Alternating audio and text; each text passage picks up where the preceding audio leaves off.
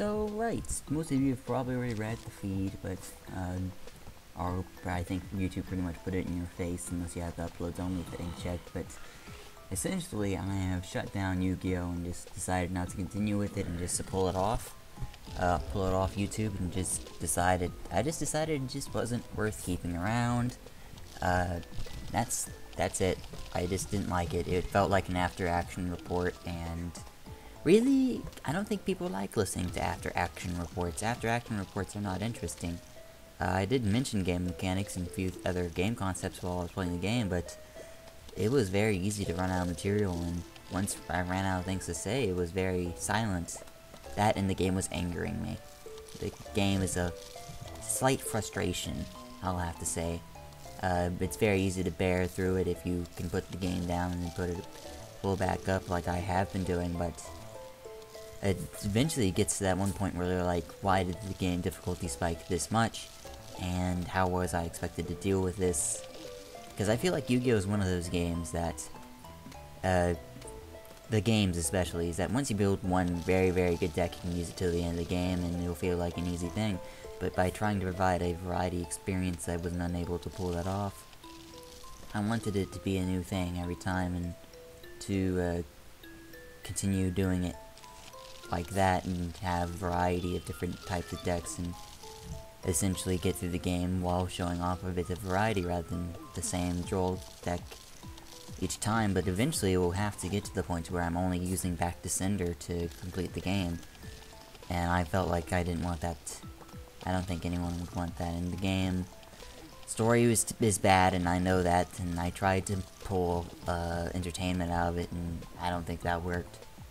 And really, the game's just bad, and I feel like because I didn't truly love the game, I didn't actually pull in full effort, and complacency settled in, and eventually it just got to the point where I just got mad at the game, and so I pulled it down. That's the story, that's the entire story of Yu-Gi-Oh! It's a giant disappointment thing, and I feel like this, for other people too who put up things on YouTube, is if someone puts up a project and they feel like they didn't do a fantastic job during it, and or if they just ended it off early, I feel like they should pull it down. But some of them keep it up anyway, but I feel like all that does is set you up for disappointment, and it's just going to be a shame you're going to live with.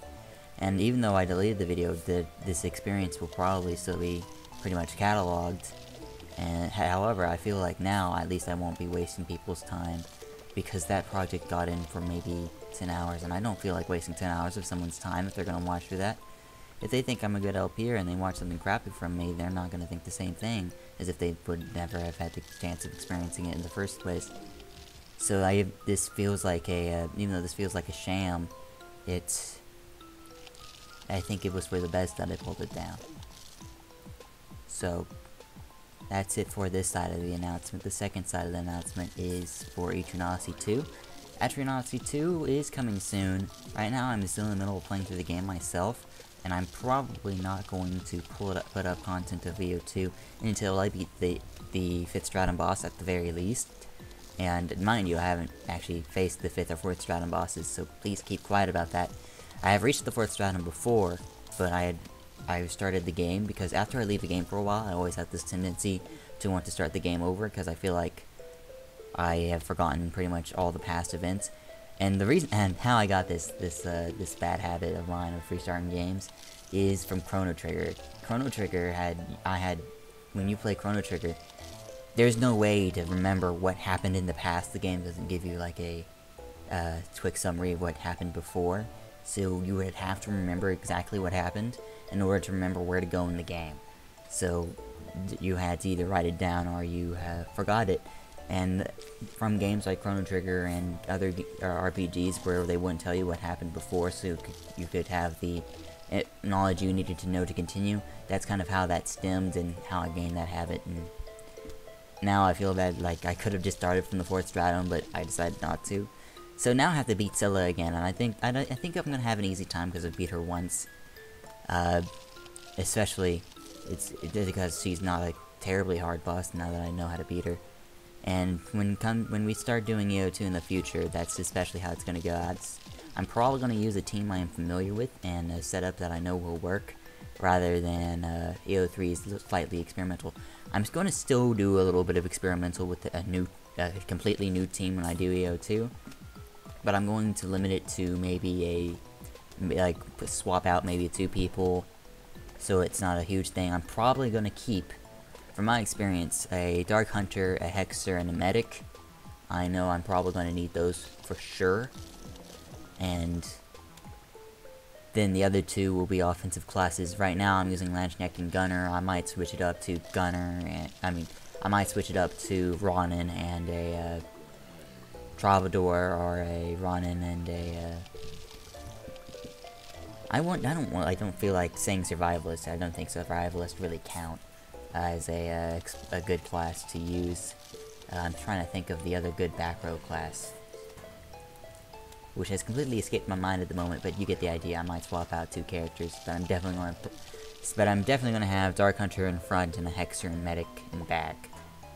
I might change it to where it's like a War Medic that goes into the front, or something, something silly like that. I'm still planning this out, and of course suggestions are always welcome for the AO2 front before it's released.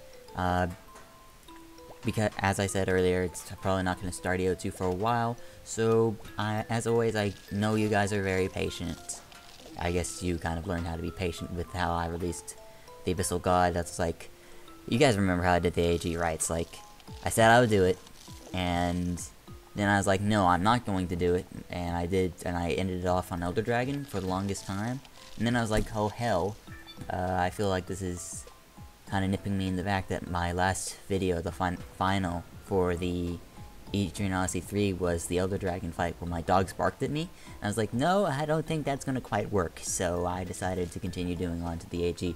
Surprisingly enough, that was my motivation, along with being pressured continuously by people like Gyarados and pretty much people asking about the AG, and I was like, yeah, people asked for it, I may as well try to do it. And it wasn't too difficult to pull my ass off and do it. It just took a while, mostly grinding the team up and getting the Dragon Forge, the Dragon's Bane forged. Anyways, the background footage is Plants vs. Zombies. Yeah, Plants vs. Zombies, iZombie Endless, and it's streaks 5, 6, and 7. You're probably on streak 6 right now. Yeah, I think that's pretty apt.